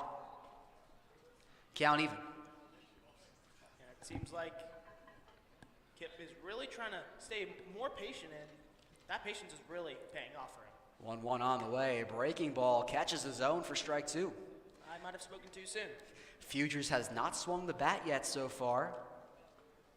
The Stallions are looking to remain patient on the young Wei Soli, whose ERA is 26.87 on the season. 1-2 coming, and that one's going to get well inside and low, almost clip Futures. Yeah, Futures had to move out of the way, and that one scooped way back into the box. Maybe if he would have stayed in a little bit longer, it could have hit him right on the foot. Could have changed his name to Clip Futures. Ah. Count even for Wei Soli to Futures. Pitch coming, and Futures swings and misses on that one for strike 3. Back-to-back strikeouts for Wei Soli, and there's one down in the 4th. Yeah, right there. And now Easton Bertrand coming up, and he's been hitting the ball so hard, it might have ripped his pants. Bertrand's had a great day at the plate so far, a very interesting day at the plate so far. He's reached base twice on an error and a single, and his base running costed him a run in in the first inning, but he got him a run in the 3rd inning. He pops the first pitch out towards the third baseman, and it's a high one that Hamilton will come up with for out number 2. That one stayed up in the air for a long time, John. Exactly. It was high up. Hamilton thought he almost lost it for a split second before it came down. He was like, all right, I'm in the right spot. Snag. Now in comes Brett Heckert for the Stallions. Heckert was the only Stallion to not reach base during the 3rd inning, but his 2 RBI single in the 1st makes up for all of that. First pitch to Brett's going to be low for ball 1. So now all Stallions reaching base in this game. Yeah. How about that? And it only took 3 innings to do that. Impressive. Wei Soli's had a much cleaner 4th inning compared to the 3rd. 1-0 coming. That one's hit out towards center field. That one's going to send Lee racing back. Still ranging will make the grab for the 3rd and final out. 1-2-3 go the Stallions in the 4th inning of action. It's delayed 10-1 Saugerties lead. Don't go anywhere. A lot more baseball to come here from the Ulster Savings broadcast booth.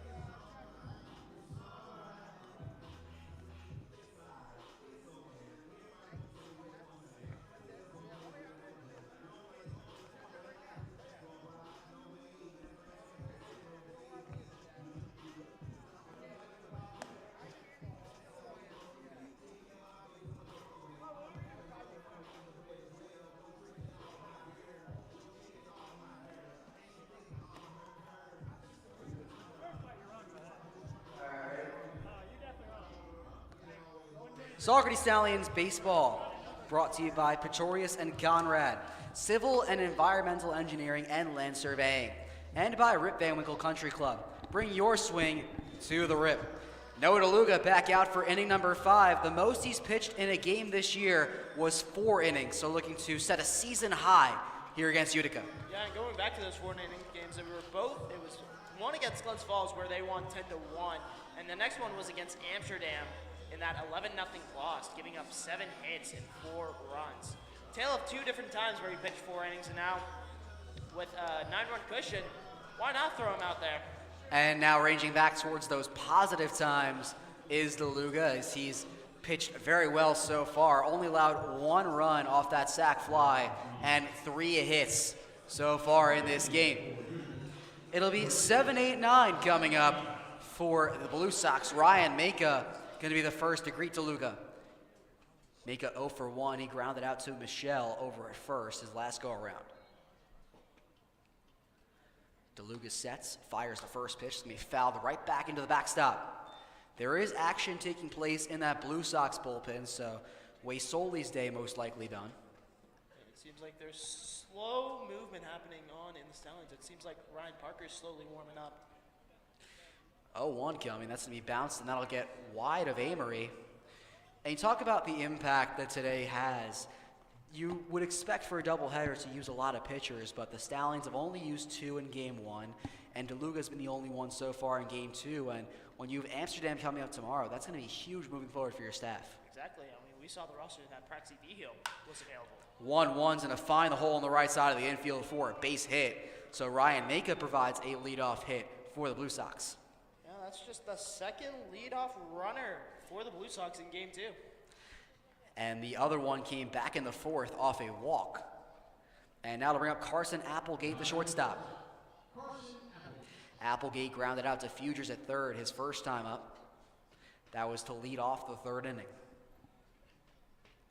Runner on at first with nobody out here in the top of the fifth.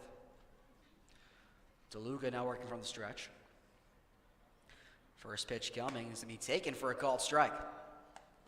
DeLuca fired the high heat outside the zone.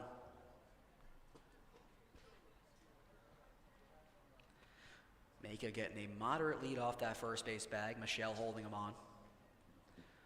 0-1 on the way, and Applegate going to foul that one over the netting. That'll get onto the streets. Yeah, Applegate staying aggressive here with runner on first, now finding himself down 0-2. Wonder if he's going to get that green light to try to take it again. Applegate came into this game a perfect 4 for 4 on the year with 3 RBIs. Was retired for the first time his last at-bat. Now down 0-2. DeLuca delivers. That's wide for ball 1. We also have to mention that there's some very interesting games going on around the PGCBL. I believe most of it have been double headers in the East-West divisions. And the Stallions probably going to keep a close eye on a few of those. 1-2 coming from DeLuca. Swung on and missed for strike 3. The third strikeout of the game for Noah DeLuca, and there's one down in the fifth. Yeah, and you can hear the crowd happy about that one. It seems like DeLuca is really trying to finish out this inning here, just leaving that runner on first. And now it'll be Cade Reinertson. But taking a look back to your doubleheader point, there are some big doubleheaders that the Stallions have to keep some eyes on. Albany and Geneva playing a very big one. Albany won their first game of that one, but I'll get into why that's important in a second. DeLuca checks the runner at first. First pitch to Reinertson is going to miss the zone for ball 1. But Geneva's just ahead of the Stallions. The Stallions are 7th. Geneva's 6th heading into this game in terms of win percentage. So the fact that Geneva lost to Albany is very big. And even Albany's a very catchable team for the Stallions right now. Yeah, one game behind entering tonight. The 1-0, going to be pop foul out towards the first base side. So a split could lead the Stallions nowhere, but if the Stallions would have won game 1, it could have put them right next to Albany. Teams like Amsterdam and Utica are going to be hard to catch for the 1 and 2 spots, but number 3 very much up for grabs for the Stallions. 1-1's going to be just outside and wide for ball 2. The Stallions can go as high as 3, maybe as low as 7 where they are right now and just miss the playoffs entirely. Yeah, it's going to be a very interesting few week stretch coming up. You might want to tune in, folks. It's about to get good. DeLuca behind in the count 2-1. Checks that lead runner at first. 2-1 on the way, and that one's going to miss just wide as well. DeLuca behind 3-1. It seems like he's going back to that outside edge and having Reinertson trace after it, and it's not being located very well.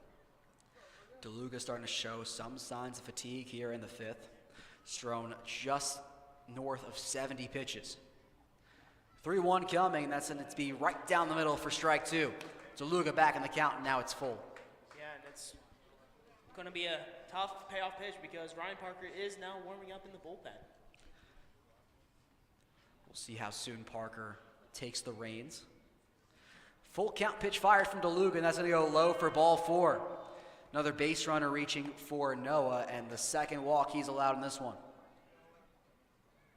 Yeah, taking a look at his pitch count, you slowly see it creep up into about the mid-80s, and that's kind of like that threshold that the coaching staff really wants to keep pitchers at. Mid-80s? Yeah, the mid-80s. What's 43 plus 29? No. Well, and considering I said in the 70s maybe a few pitches ago? I didn't hear that. Listen, this is why I'm a communications major. I don't do math well. Math and numbers are kind of hard for us communications majors. Yes, it very much is. That's why we're in the profession we are. First pitch to Avery leads him hit out towards right field. Berkeley ranging towards his left. He'll line that up to make the grab. He has an open base at 1. Fires it onto Michelle for the double play. Reinertson had too big of a lead off at first, and Berkeley recognized it for an easy double play. Wow, just a miscue right there by Cade Reinertson, and just a mishandle right there. I don't know what Reinertson was really thinking. It seemed like he was going to go down. He slipped on the base path, and from there on out, he was doomed. YMCA playing at Canton Field, and the fans in attendance definitely have reason to celebrate. It's a 10-1 lead for the Saugerties Stallions over the Utica Blue Sox. Don't go anywhere. Bottom of the fifth coming up right after the break. You're listening to the Saugerties Stallions Baseball on the Saugerties Stallions YouTube channel from the Ulster Savings broadcast booth. I saw that right away. You are? So, Well, let's take a look at the stats.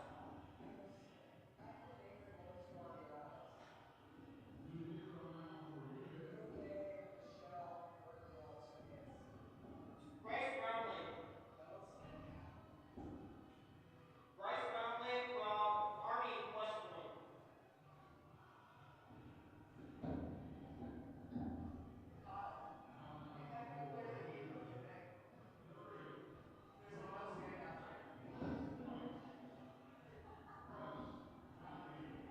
Bryce Brownlee. Right, Bryce Brownlee. New pitcher coming on for the Utica Blue Sox as the day for Nathan Waisoli is now done, and Bryce Brownlee going to be coming in for the Blue Sox. Making his UGCBL debut tonight. Another one that Utica's going to throw out there. Might as well get them experience. I don't know what it is with the Blue Sox and having pitchers making their debuts in this one. Now back-to-back pitchers doing just that. Do you know what it is? Fresh meat for the Stallions. They could really get the bats going here. Stallions with another opportunity to pounce in the bottom of the fifth inning.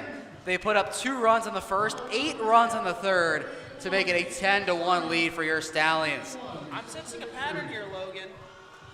Take a look at the 2 innings that the Stallions have scored and the ones where They've scored every other inning. Every other inning. Odd innings scoring, even innings, 3 up, 3 down. So I'm not a man of patterns or something, but Stallions might tell me it could be a game ender in it. It'll be 7-8-9 coming up for the Saugerties Stallions. Garrison Berkeley be coming up first to face Brownlee. Berkeley 2 for 2 today with 2 singles. Yeah, and Berkeley, 2 huge singles. I mean, one of them was an attempted score by Bertrand. Rounding third, heading home. Just a little bit of a miscue on the base running right there. And Berkeley so far on the day does have 1 RBI. That came on the hit in the 3rd inning.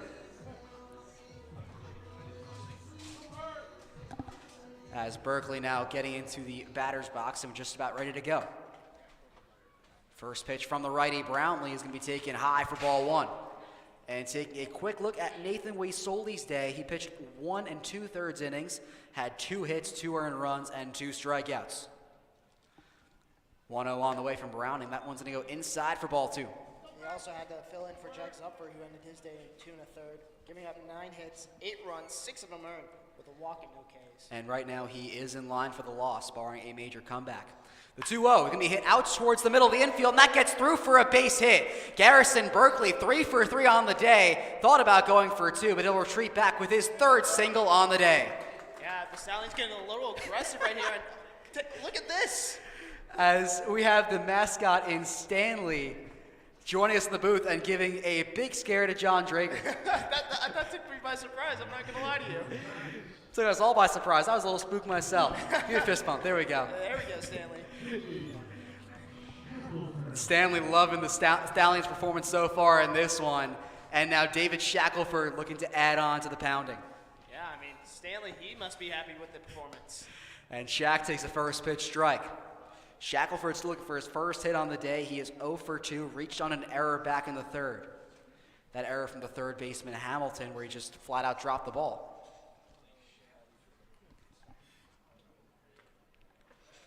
0-1 on the way from Browning. That one's going to be bounced in and stopped by Reinertson. Berkeley on the way to second. The throw comes in, and he's going to be safe. The wild pitch allows Garrison Berkeley to advance, and that's some great base running right there. Yeah, Berkeley, he saw that Reinerson didn't have a lot of awareness of where that ball was. Had a huge lead, took it, and booked. It's 1-1 now to David Shackelford.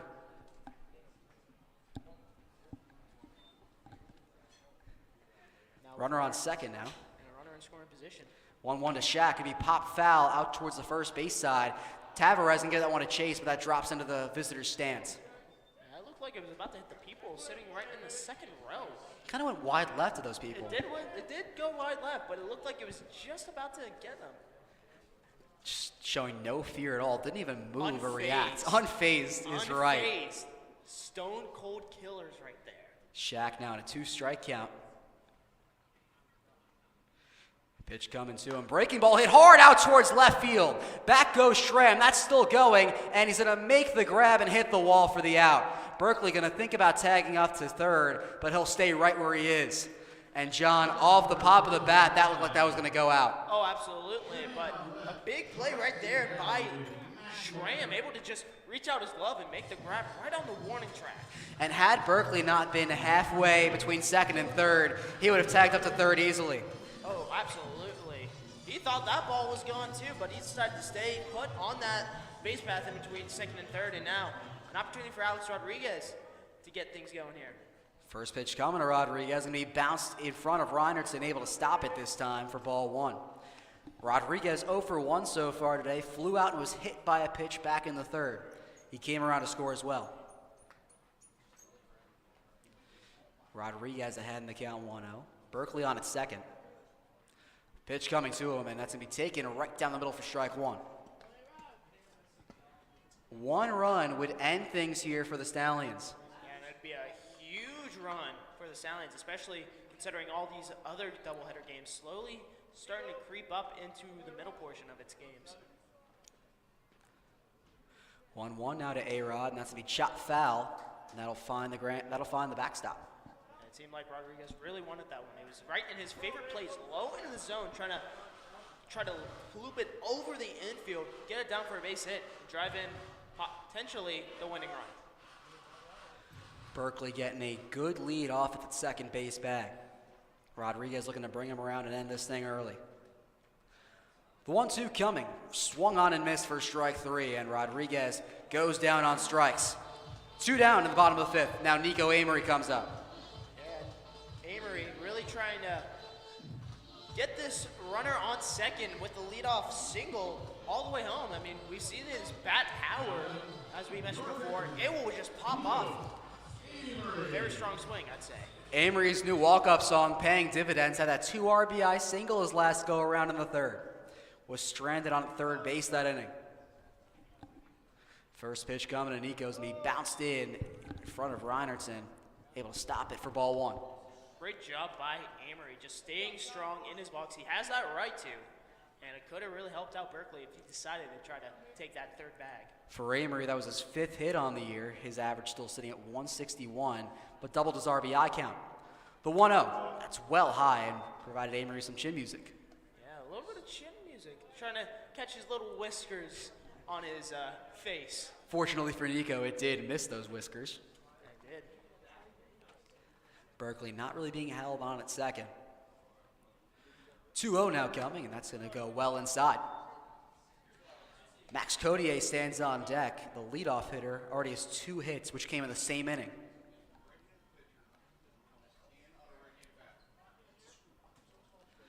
Amory in a great hitter's count, up 3-0. Pitch on the way from Browning is going to be right down the middle for a strike. Amory was taking that all the way. Brownlee was really trying to get back in the middle, try to at least find a strike. It's a big pitch there from Brownlee to get back into things. Looking to strand the leadoff hitter in Garrison Berkeley right where he is. The 3-1. That's hit out towards the right side. A diving stop by Tavares. Diving to his right and keeping this one alive. Wow. Big stop right there by the first baseman. Oh, he literally jumped, hands on deck, floored it, closed it up, and we're into the 6th. Tavares made a diving catch, which quite literally kept this game going. It's now heading into the 6th inning of action. Stallions still up 10-1. Don't go anywhere. More action coming up from the Ulster Savings broadcast booth.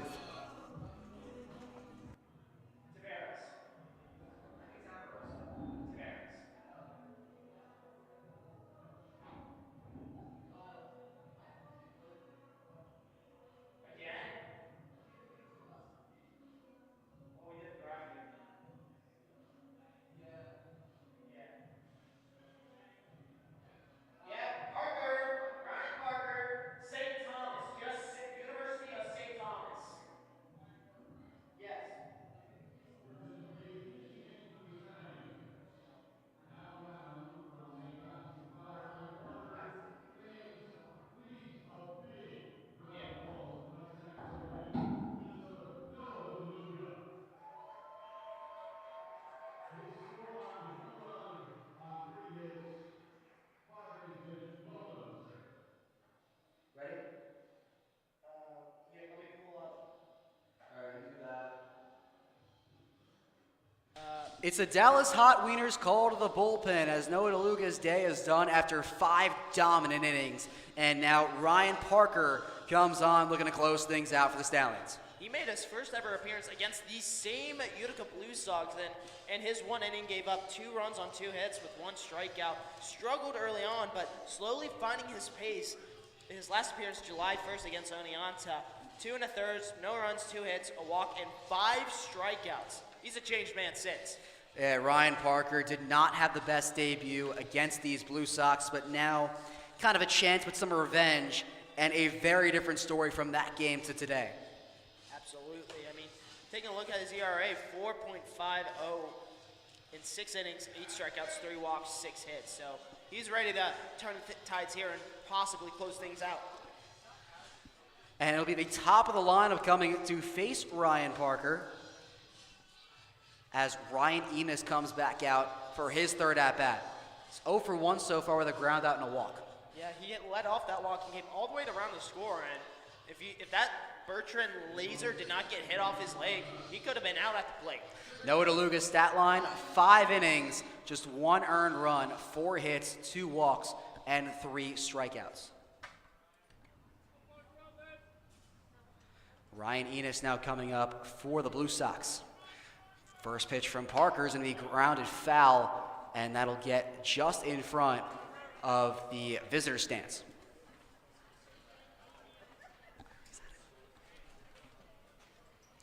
Parker ahead early 0-1.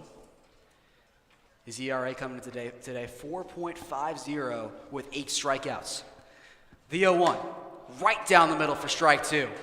Seems like Parker has really found his strike zone early. That was something he really struggled in his first appearance against the Outlaws.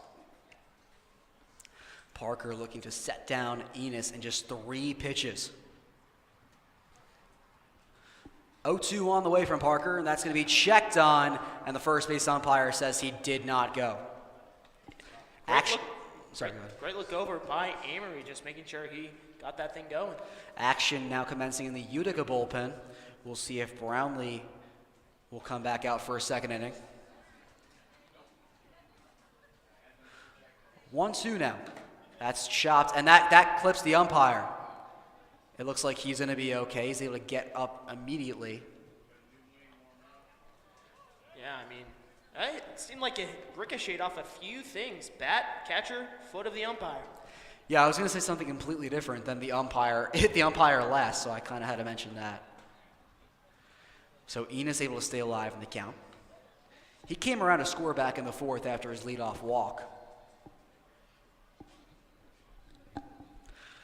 1-2 from Parker. Gonna go just low and outside for ball 2.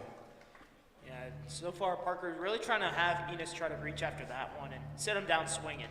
I think that's looking like to be his game plan based on his recent sequencing. Count now even on Enos, who continues to work things. Pitch coming from Parker.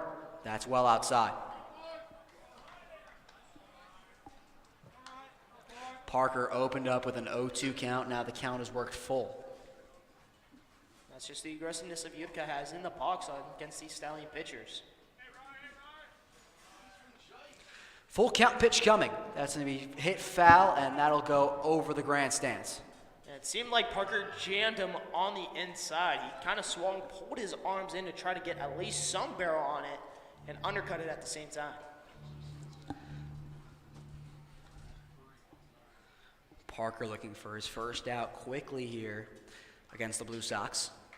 Fires the full count pitch. That's grounded out towards the left side of the infield. Handled by Fugers, throw on to first in time for out number 1. It was hit hard, but Fugers able to get there and handle that one pretty easily. Yeah, and he was really playing the bounce. Had to back up off that ground ball, corral it right near at its low point, made the simple curl up, easy transfer, throw on to first, 1 out. Now Troy Hamilton coming up for the Blue Sox. It's 1 for 2 so far with a single and a ground out. Parker sets, fires the first pitch. It's going to be shot foul and almost corralled by Drake Quinn, who let that one slip out of his fingertips. I mean, hopefully that rosin that he had back in game 1 didn't really affect that. So Parker ahead early on Hamilton. 0-1. Going to be just high. It seemed like Parker really wanted Hamilton to climb the ladder on that one and take a shot at it. Just came up short on that 9-run home run that would tie the game. 1-1 now from Ryan. Is going to be a hit foul right on the netting. So Parker has the second straight hitter in that 2-strike count. Yeah, let's see if he can really finish it off. He had a little bit of trouble last time, but that could have been the aggressiveness of Enos, that really tried to force Parker outside and try to make him reach. Parker in a good pitcher's count. 1-2 on the way. It's going to be hit foul, and that'll leave the field to play out on that first base side.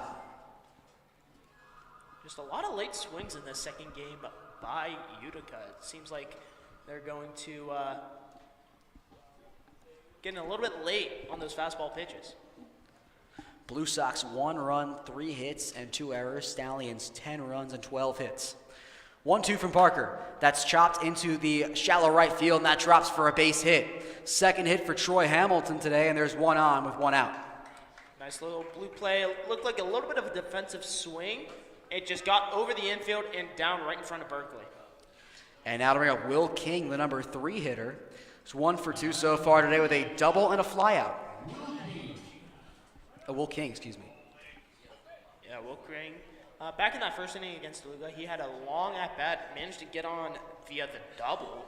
Paid off down that left field line. Let's see if he can really get things going here again. Parker now working for the stretch the first time today. Checks the runner at first. That's Hamilton. And Hamilton's on the run, and King swings and misses. The throw from Amory is not going to be in time. The throw is kind of low from Nico, and it's going to be a stolen base for Hamilton. Not even a question about that. He was going to go regardless. First stolen base for either side in this one, as despite the Stallions' staggering run total, no stolen bases. Parker still ahead 0-1 after the swing and miss. Pitch coming. That's going to be hit foul and leave play. Out towards that right side. There it is again, another 0-2 count for Parker. Let's see if he can really try to finish off and punch out King. That's 3 straight for the Stallion reliever.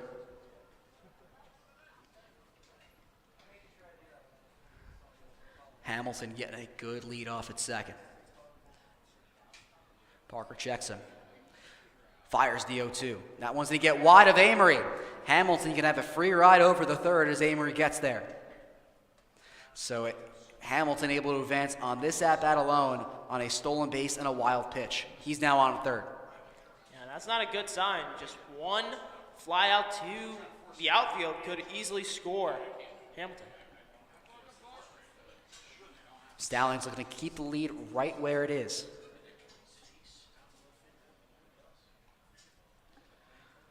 One-two now on the way from Parker. That is going to catch the outside corner for strike 3. A very delayed call by the home plate umpire, but there's 2 away. Yeah, and that's a huge strikeout right there. Now with 2 outs, any ball in play to a fielder could seal the deal here. And John, we were talking before about how Albany won game 1 against Geneva. Geneva now up 3-1 in game 2 in the bottom of the 5th.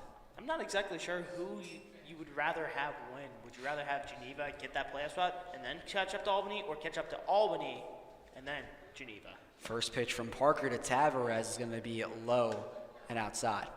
And I think you'd probably want to get to that playoff spot if you're the Stallions. You can beat the Dutchmen once you get there. You've already beaten them a few times so far this year. Yeah, you got them coming up just not too long ago. I believe they face off 2 or 3 more times this month. 1-0 from Parker. Tavares going to hit that one out towards first. Michelle ranging towards his left. The throw on to Parker in time for the third and final out. So Parker able to work around a single hit by Troy Hamilton to keep the Blue Sox scoreless in the 6th. It's still 10-1. Stallions hold on to the lead. Bottom half of the 6th inning coming up from the Ulster Savings broadcast booth. We'll be right back.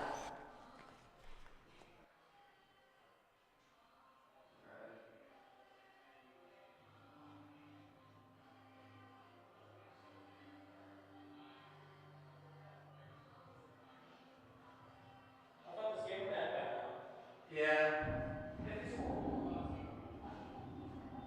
Oh, is it still 10 runs still?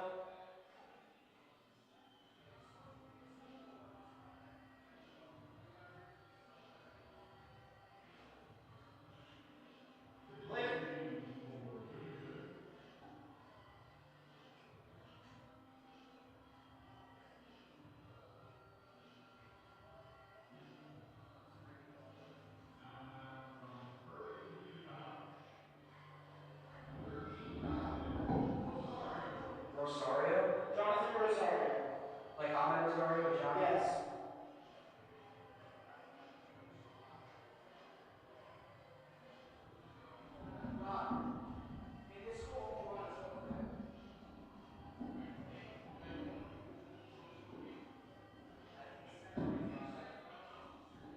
I'm probably gonna rock with it. All right, go ahead. New pitcher coming on for the Utica Blue Sox, the 4th arm they've used in Game 2 of this doubleheader. It'll be Jonathan Rosario to come on for Utica. Believe it or not, Logan, you're going to be surprised. Another PGCBL Wow. debut for Utica. 3 out of 4. So right here, they're trying to look for Rosario to try to extend this game to at least another half inning. And Rosario comes into this game in a situation where if the Stallions score 1 run, this game is over. Yeah, but bad news for Rosario. Top of the lineup coming up with Max Codier. And Codier has had a day so far in Game 2. 2 hits, both of them came in the same inning. Has a double and a single. Looking for hit number 3 so far for Saugerties. And luckily for the Stallions, they only had to use 4 arms combined in this doubleheader. For Utica, just 4 arms in this game alone. And we're just about ready to go. As Max Codier's walk-up song starting to play over the PA system. Uh-oh. He's He's ready to go here.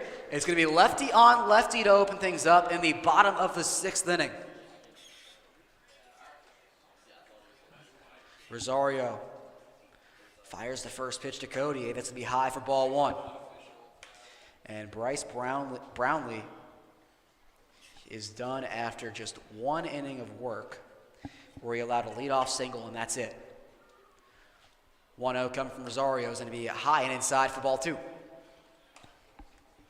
Codier 2 for 3 so far today. The only time he hasn't gotten on base was a ground out to the pitcher. So there's a slight pause in the action. Now Rosario sets. 2-0 coming.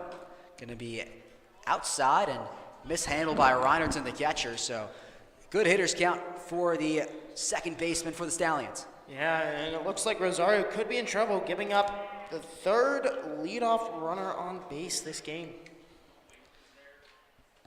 Those have come in the 3rd and 5th inning. 3-0 for Codier. That's going to be a called strike in the higher part of the zone. And that was a good take there by Codier. Just wait off a little bit, hold off. We've seen a lot of Stallions in those 3-0 counts. They immediately try to trot off to first. Not Codier. No, he's very patient. I think that's a good sign for them because it could really help out in like decision making on close calls. 3-1 now on the way, and that's going to be taken inside for ball 4. Third time Max Codier has reached base in this one, and there's your leadoff runner. And potentially the game-ending runner coming up on first. And now Jelani Rogers coming up for the Stallions. He's 1 for 3 so far today. We had a single back in the third. Also got on via a fielder's choice later in that inning. Yeah, we've seen the power come off his bat. He's managed to get triple after triple after triple, all against Oneonta. Let's see if he'll register for Utica. Well, not a triple for you. It's a triple, as you like to say. Shout out Greg Brown. First pitch to Jelani is going to be inside for a strike. Greg Brown of the Pittsburgh Pirates and AT&T Sportsnet Pittsburgh would be very proud of that call. Thank you very much. And I thought I was going to make it this whole time without hearing a Pirates reference. I was wrong. Exactly. Rogers down in the count 0-1. Pitch coming from Rosario. That's going to be high and inside, and Rogers is stuck out of the way of that. Yeah, Matrix type of move right there from Rogers. Had to really lean back to avoid getting hit in the head. Codier not getting a big lead off that first base bag. Looking to play conservative on the base paths. Count even to Jelani. Rosario delivers. That's high and outside. So Rosario consistently missing high early on. Yeah, it seems like the Stallions know that he's consistently missing. Spray chart is just going everywhere. So they're just going to hold off on the base paths and let him make the mistakes and load it up. Would not be a pretty spray chart to look at. The 2-1s and he bounced in. Up high, down low, to the side. I don't know. Simple as that. It's all over the map. Would be more of a work of art compared to a spray chart. Oh, exactly. Call it Picasso. So Rosario now has his second straight hitter in a 3-ball hole. Codier still not getting a big lead off that first base bat. 3-1 coming. That's taken high for ball 4. Back-to-back walks to open up this 6th inning from Jonathan Rosario. Yeah, it looks like the pitching coach is coming out to have a chat with his new ace. And that mercy rule run remains on at second. That would be Codier. Yeah, it seems like Garrett Michelle, with how powerful his bat is, he could really end things here with one shot into the gap. Garrett Michelle, another Stallion that's had a big day so far. Had an RBI in game 1, has 2 hits in game 2. He's 2 for 3, also struck out his other time around. As the entire infield, as well as the Utica coach coming out to meet with Rosario.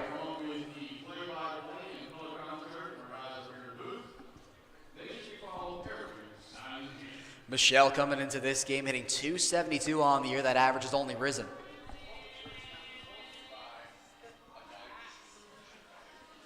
So everyone's slowly going back to their positions. And now Garrett Michelle stepping up, who's been having quite the day at the plate in both games.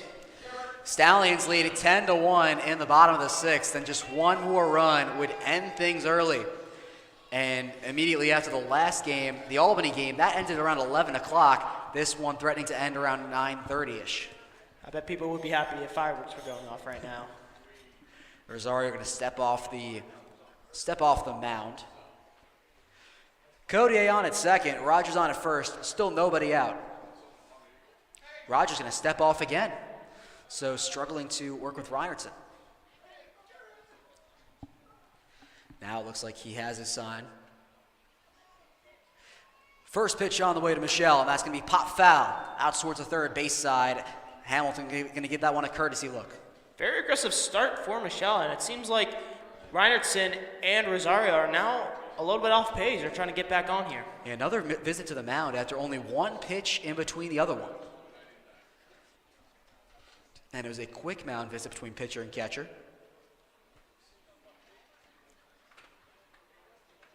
Now we're back ready to get underway. Michelle behind in the count 0-1.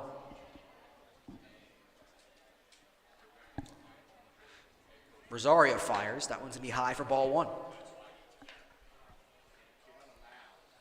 Stallions will hit the road tomorrow to take on the Amsterdam Mohawks before coming back here for another doubleheader against the Boonville Baseball Club. 1-1 coming, and then Michelle's duck out of the way of that one. Both runners going to try and advance, and they do standing up. Codier gets the third, Rogers on at second, and the Mercy Rule run just 90 feet away. That's going to be a huge Mercy Rule run right here. And taking a look now, it seems like Utica's kind of looking a little bit lackluster in their body language. They're just kind of just sulkily just walking around, just wanting this game to be over. Rosario looking to find the strike zone. 2-1 to Michelle. That one's going to go low for ball 3. Stallions have a lot of games coming up. They have that doubleheader on Friday. They travel to Oneonta after that on Saturday. It's a very packed schedule. 3-1 from Rosario, and that one's going to be taken high for strike number 2. And we talked about Stallions throwing their bats on 3-ball counts. Michelle almost did that right there. He was very prepared to just chuck it on over, but he held on and was like, ooh, all right, I better stay in for this one. Full count, still no outs in the bottom of the 6th. 3-2 on the way. Michelle going to chop that one foul right in front of him. Yeah, so far Rosario, his pitch count's already up to 15 with no outs. I believe 10 of them, 10 plus I should say, have been balls. He's thrown 11 balls compared to 5 strikes. It's been a rough day at the office for Jonathan Rosario. Full count pitch one more time. Michelle going to pop that one foul, pop that one in the infield. Third base side, and that'll drop into Hamilton's glove for out number 1. Both runners stay right where they are. Yeah, it seemed like Michelle, he could have stayed on that one and could have been okay, but he decides to go upstairs, try to chase one and play hero ball. And now in comes Kip Fugers. He's 1 for 2 so far today with a double, a walk, and a strikeout. He's come around to score twice. And he's been very patient at the plate today, and with how Rosario's spray chart has been looking from up here, it could be a help. Codier on at third, Rogers at second. First pitch coming to Fugers. That's going to be high for ball 1.